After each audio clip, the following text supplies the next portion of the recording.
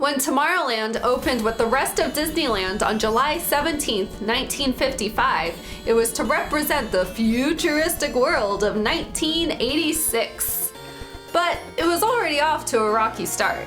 Due to time restraints and budget cuts, Tomorrowland was mostly ads for their corporate sponsors and some props from the 20,000 Leagues Under the Sea movie. This gave way to Innoventions, which opened in 1998, but we'll get to that later. Eventually, it gained its footing in 1967 when the new Tomorrowland opened, and it ended up being my favorite land. You might ask, why did they call it the new Tomorrowland that early in the park's life? Well, you have to remember that at the time, the park was already open for 12 years, and because the mission of the land is to present new ideas, it has to be constantly changing. So for those reasons, and because the land really needed some attractions at the time, the overhaul was totally necessary. Attractions like Utopia and Monsanto's House of the Future stuck around, but other things were demolished to make way for things like Carousel of Progress, Adventure Through Inner Space, Flight to the Moon, and the iconic PeopleMover attraction. Society at the time was hyped on space travel. We were about to land on the moon and Star Trek was on the air. I'd imagine that Walt probably saw us on a path to explore beyond Earth at the time, so that's why traveling through space was what it was all about. When you see footage of Tomorrowland any time before 1995, it was truly the land on the move. There was the submarine voyage, Utopia, the PeopleMover, the rockets, and when the monorail or sky buckets passed by, it was like nothing you've ever seen. The sense of wonder and yearning for new ideas and inventions was strong, all the while serving as a great area in a theme park. Sure, some things didn't work out too well, like the flying saucers, but hey, it was a new and innovative idea, not some cheap overlay on a ride system that already existed. And of course, other iconic attractions were added throughout the years, like Space Mountain and Star Tours. I loved this land as a kid. And then, Tomorrowland 1998 happened and it all went to And now, the 5 things wrong with Tomorrowland. Star Wars. So I know I said earlier that Star Tours was a good ride, and it is. Well, I like the original better, but that could just be my nostalgia glasses. But let's talk about the other ways in which Star Wars has a totally overbearing presence in the land. For the last couple of years, Disneyland has been using Star Wars as a band-aid for a lot of things in Tomorrowland. They repurposed Innoventions into a Star Wars area, where you can meet Chewbacca and Kylo Ren, see some props, and of course, buy merchandise. I mean, at least now that building is finally getting some foot traffic. Kind of. But again, it's just a band-aid. The building was originally built for the Carousel of Progress, so the whole thing rotates. It hasn't rotated in years, but it kind of sucks that the main feature of what makes this building cool hasn't been utilized in forever. Of course, the most popular ride in the land needed to get a Star Wars makeover, right? Instead of the Space Mountain theme, it's the Star Wars theme, and you see all kinds of Star Wars shit flying around like TIE fighters and the Death Star. Besides the rides, the shops all sell Star Wars merch. You walk out of the shops into the congested Tomorrowland pathways to see some stormtroopers march around, and then you sit down, eat some lunch, and watch the Jedi Training Academy. Basically what I'm saying is, Tomorrowland is now so heavily dependent on Star Wars that I can't help but be a little bit scared of what will happen when the actual Star Wars land finally opens in 2019. I mean, if you ask me, Tomorrowland is already Star Wars land.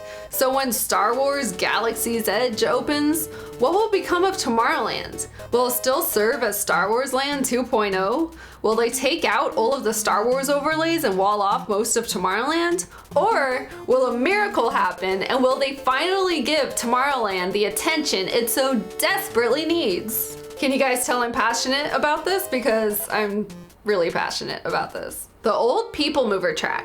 To make way for Tomorrowland 98, various attractions were closed in 1995, including the PeopleMover. And yes, I know the PeopleMover is still in Florida in Disney World, but this isn't about Disney World. This is about Disneyland in Anaheim, California.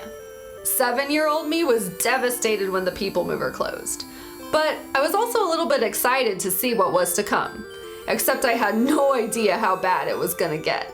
When Tomorrowland reopened in 1998, the public was finally introduced to its replacement, the Rocket Rods. This was a fast-paced thrill ride that had you zipping through Tomorrowland on the slow-paced PeopleMover tracks.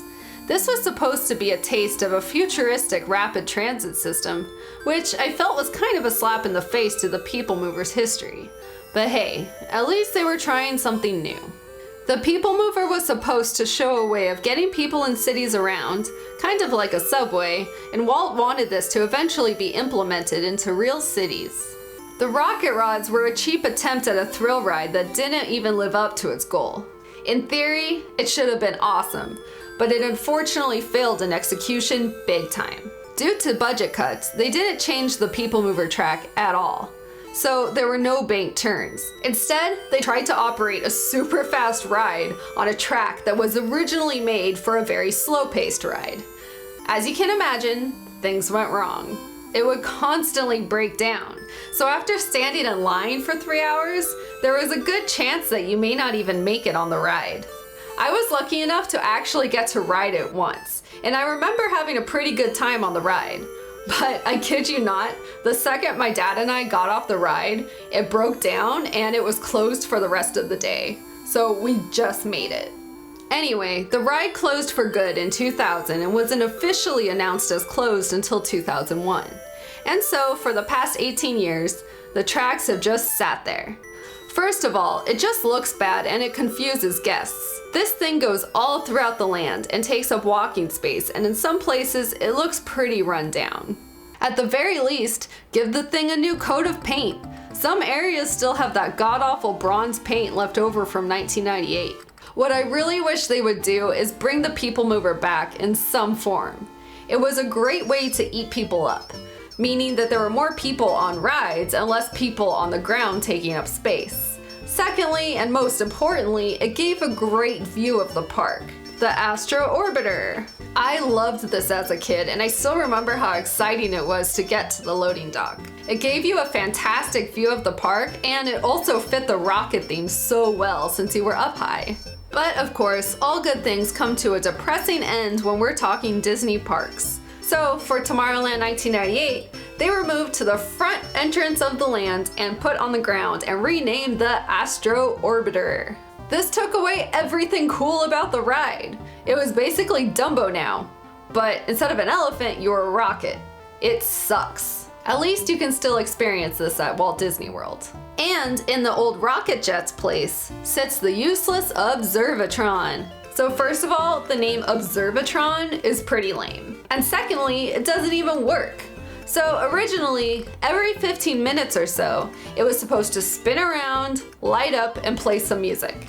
Yeah, that's it. And they didn't even bother to keep it going. Every time I look up at it, I feel like it's Disney's way of giving theme park history enthusiasts like myself the finger. The Magic Eye Theater. When Tomorrowland 98 opened, the old Captain EO Theater was refurbished to house the new 3D attraction, Honey, I Shrunk the Audience. I liked this as a kid, and who doesn't love portraits of Rick Moranis? In 2010, it closed and they brought back Captain EO after the death of Michael Jackson. Then it closed again in 2014 and ever since has been used as a way to show previews of upcoming Disney films, a Star Wars clip show, and now a Pixar clip show. At least it's operating and open, but it's clear they have no idea what to do with the space. I guess what I'm saying is, it could be worse, but it's still pretty lame. The hideous rock formation in the entrance. So obviously, I'm no Imagineer or contractor or whatever, but shoving a giant pile of rocks at the entrance of one of the most congested lands in the park sounds like a way to make things really bad. How this actually came into existence still boggles my mind. Entering and exiting the land this way is almost always a nightmare. And if they are getting ready for a parade, which is almost always, forget about it. It looks awful, it still has that heinous 1998 brown and gold color scheme, and it's not even practical. By putting this and the Astro Orbiter at the entrance, it's almost like they were trying to f things up. So after watching this, you might be thinking, wow, Erin, why do you care so much? Well, besides retro video games, Disney Parks history has always been a passion of mine. And maybe it sounds like I'm getting old and I just need to accept that the past is the past, but it just kills me to see the lack of attention and care in this area of the park. I understand that change is inevitable, but I just want Tomorrowland to once again be as awesome as I know it could be.